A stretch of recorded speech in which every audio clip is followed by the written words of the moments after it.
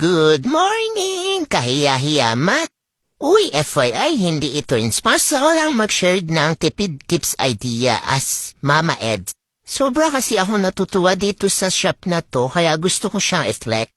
Laking tulong at tipid niya talaga sa akin, guys. Para lang ito sa mga gustong magtipid ng pera, ng oras, ng effort. Sa Lazada pala ito makikita itong shop na hiniflex ko.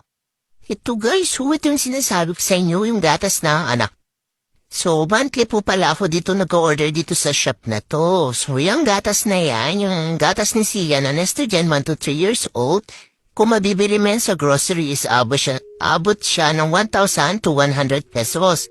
Pero ay lahat ng yung items na binili ko is umabot lang yan siya ng 1,177. O diba, parang free na lang lahat yung kasama ng gatas. So, hindi pa ako napagod para pumunta sa grocery, pumila, mamasahe.